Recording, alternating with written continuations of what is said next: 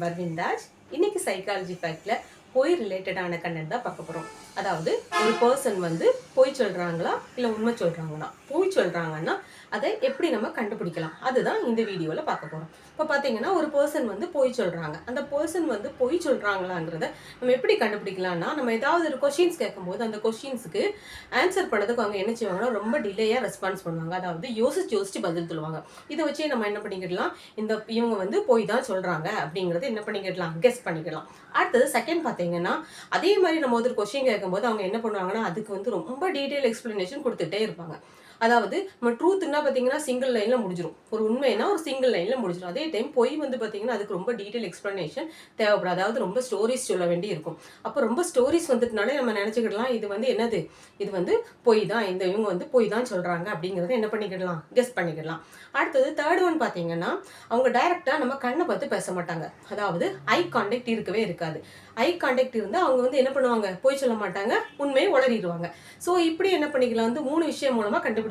அடுத்தது 4வது விஷயம் என்னன்னு பார்த்தீங்கன்னா, எப்படி கண்டுபிடிக்கலாம்னா, அதே பர்சன்ஸ் வந்து நம்மள்கிட்ட என்ன செய்யாங்க, நம்ம பொய் சொல்றாங்க. ஆனால் அவங்க பொய் சொல்லும்போது அவங்களோட கை வந்து எங்கே போகும்னா அவங்களோட ஃபேஸை நோக்கி தான் போயிட்டு இருக்கும். மேபி அது மவுத்தா இருக்கலாம், அல்லது நோஸா இருக்கலாம், அல்லது இயர் சைடு இருக்கலாம். ஏதாவது பண்ணிக்கிட்டே என்ன பண்ணிக்கிடலாம், அவங்க மவுத்துக்கிட்டு அவங்க ஃபேஸ்லேயே என்ன பண்ணிக்கணும், அவங்க கை வந்து போயிட்டு இருக்கும்.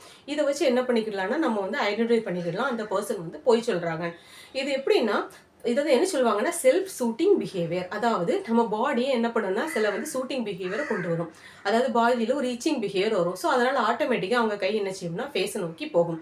அடுத்தது ஒரு பர்சன் வந்து பொய் சொல்றாங்கிறது எப்படி கண்டுபிடிக்கலாம்னா, இப்போ ஏதாவது ஒரு ஃபேஷியல் எக்ஸ்பிரஷன் கொடுப்பாங்க. ஏதாவது ஒரு சீரியஸான ஒரு விஷயத்தை பேசும்போது அவங்க என்ன பண்ணுவாங்கன்னா, அவங்க ஃபேஷியல் எக்ஸ்பிரஷன் எப்படி இருக்குன்னா கொஞ்சம் ஹாப்பியாக இருக்கும். அதாவது சேடான மூமெண்ட்ஸ், சேடாக இருக்கக்கூடிய மூமெண்ட்ஸ்க்கு அவங்க என்ன பண்ணுவாங்கன்னா ஹாப்பி ரியாக்ஷன்ஸ் கொடுப்பாங்க. ஸோ இதை வச்சு என்ன பண்ணிக்கலாம்னா கண்டுபிடிச்சவங்க ஃபேஷியல் எக்ஸ்பிரஷன்ஸ் வந்து என்ன செய்யாது, செட்டே ஆகாது அவங்க சொல்லக்கூடிய கதைக்கு.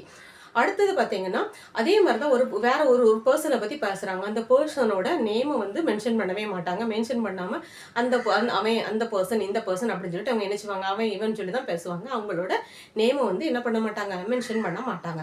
அடுத்தது பார்த்தீங்கன்னா, அதே பர்சன் வந்து நம்ம பொய் சொல்கிறாங்க, ஒருத்தவங்க பொய் சொல்கிறாங்க. அவங்க வந்து எப்படி பொய் சொல்கிறாங்கன்னு கண்டுபிடிக்கலாம்னா, அவங்களோட ஐஸ் வந்து என்ன செய்யணும்னா ஃபாஸ்ட்டாக பிளிங்க் ஆகும், அல்லது வந்து என்ன செய்யணும் ஸ்லோவாக பிளிங்க் ஆகும். வந்து கண் சிமிட்டுறது ஃபாஸ்ட்டாக சிமிட்டுவாங்க, அல்லது எப்படி இருக்கும் ரொம்ப ஸ்லோவாக சிமிட்டுருவாங்க. இது வந்து எது ரிலேட்டட் பார்த்தீங்கன்னா பிரெயின் ரிலேட்டட். அதாவது பொய் சொல்லும்போது என்ன செய்யணும்னா அந்த பிரெயின் வந்து ரொம்ப பிஸியாகவே இருக்கும். அடுத்தது என்ன சொல்லலாம், அடுத்தது என்ன பொய் சொல்லலாம் அப்படின்னு பிரெயின் வந்து என்ன செய்யணும் யோசிச்சுட்டே இருக்கும். ஸோ வந்து என்ன செய்யணும்னா அந்த கண் வந்து